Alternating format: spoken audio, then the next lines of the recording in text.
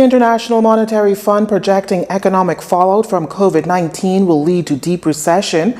The government takes timely action to sustain public health, protect the vulnerable, and cushion economic blow. And the country's latest homicide here in the capital.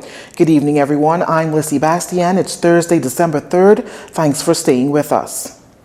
Amidst the COVID-19 pandemic, the International Monetary Fund's IMF projecting that the economic fallout from the COVID-19 will lead the country into a deep recession that may take years for the Bahamas to recover its economy to pre-COVID-19 levels.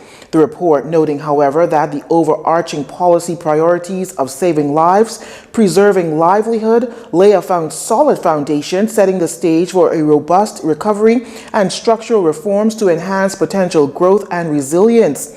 The Ministry of Finance, in acknowledging the IMF report, says, as expected, the significant toll of the COVID-19 pandemic dominated much of the IMF report, pointing to the fiscal deviations that resulted from the government's rapid emergency response, while recognizing the government's actions as timely. The report reinforces the government's own assessment of a prolonged recovery that will take time to restore employment levels and economic output to pre-crisis levels. The ministry's statement also noting that driven by the sharp drop in tourism and the necessary public health measures, the real GDP is projected by the IMF to drop by 16.2% in 2020, followed by a modest rebound of 2% in 2021.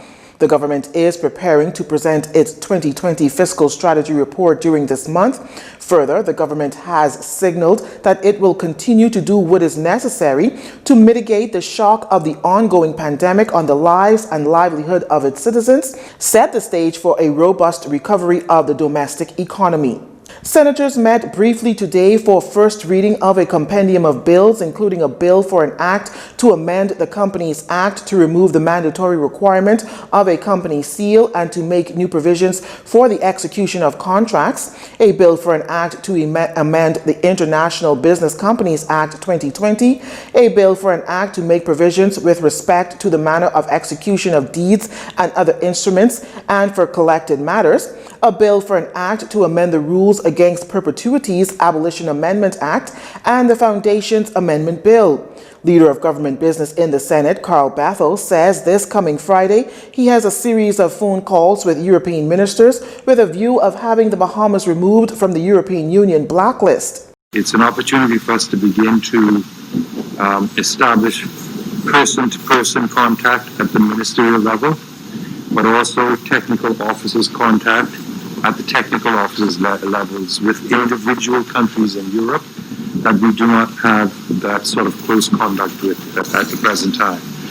Just to make it clear, our officials have very close contact with countries such as France, where there's intense collaboration and cooperation going on right now. And we look forward to France having a positive view of the Bahamas in short order, hopefully. We have very close contact with the UK.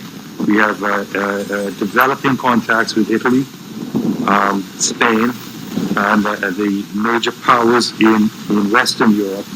So this outreach is for a lot of the other ministerial countries where they have no familiarity with the Bahamas, so that we begin to forge direct bilateral contacts. Senator Bathel says those calls will take place over the next week to address the best case for the Bahamas. The Senate will reconvene tomorrow morning at 11 a.m. Shifting gears, the country recording another homicide here in the capital. Press Liaison Officer Assistant Superintendent Audley Peters says around noon, police responded to shot spotter alert on Cooper's Terrace off Kemp Road. Police did not reveal the identity of the victim. However, his father, who was on the scene, identified him as 33-year-old Alfred Bastian. Here's ASP Peters with more details on the shooting. Preliminary information is that a group of persons were gathered in the front of the residence. When a small vehicle approached them, 4 males exited the vehicle armed with firearms. These males then discharged the weapons in the direction of the persons, and one of the males was struck and he succumbed to his injuries on scene. As the investigation is ongoing, ASP Peters did confirm that senior investigative officers sent other officers to an area where there is some promising leads to assist police with their investigation. ASP Peters adding that the investigation team is confident they will soon close the matter. As the family was on the scene, the victim's aunt, Melsro Bow, spoke of her late nephew's character. My nephew is a very nice person, and he ain't how to get along with nobody. He helps everybody in the community. One thing I say with him, if he have a daughter, you will get 50 cents out of that. That's one thing I can say with him. Well, every Christmas, he makes sure all his nieces and nephews and cousins them get their little gifts every Christmas. Police are appealing to members of the public who may have any information that can assist with their investigation to contact police at 502-9991 or 2 or the nearest police station.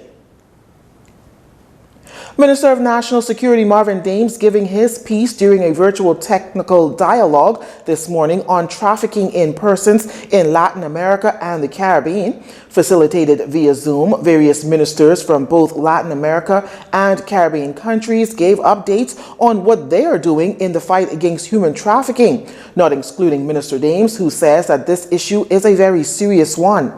The Bahamas' presence during this virtual platform on human trafficking signifies our understanding of the issues regarding human trafficking. We are fully cognizant that we are all inextricably bound to the region and hemisphere, considering the transnational nature of trafficking. As a hemispheric partner, the Bahamas will continue to support platforms such as this, while strengthening our institutions and national anti-trafficking strategies. We in the Bahamas continue to enhance our four-pronged approach to strengthen institutions and their initiatives. The four-pronged approach involves contemporary legislation, training and awareness campaigns, victim protection and recovery services, and the successful prosecution and conviction of human traffickers. The government of the Commonwealth of the Bahamas continues to aggressively pursue such individuals and their networks. I will admit that much work remains in this component, and we have committed to strengthening our institutions and the people within, inclusive of law enforcement, judicial, health, care, and social services personnel. This means that all parties will be knowledgeable and have the capacity to respond accordingly.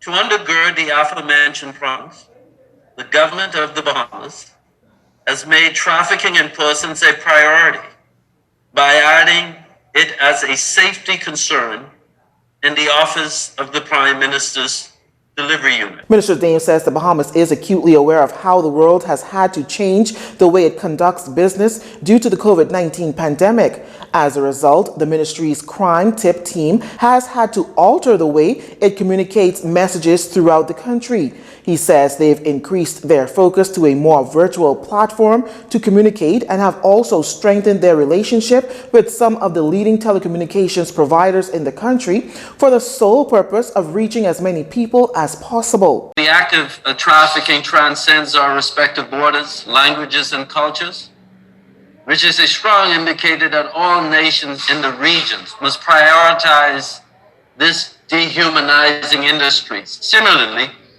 protection of humans, particularly women and children, from sexual and domestic exploitation must have a meaningful participation in safety and security matters. Globally, approximately 71% of enslaved humans are women and children, or girls, which means that all governments must strengthen our institutions to protect this vulnerable group. In recent years, there has been an increase in female victims being transported and transited through the Bahamas for sexual and domestic exploitation. Minister Dames contends that the governments of every country, including the Bahamas, must effectively establish a written record of understanding to prevent, protect, and prosecute those involved in human trafficking. He insists that awareness campaigns must expand beyond national audiences.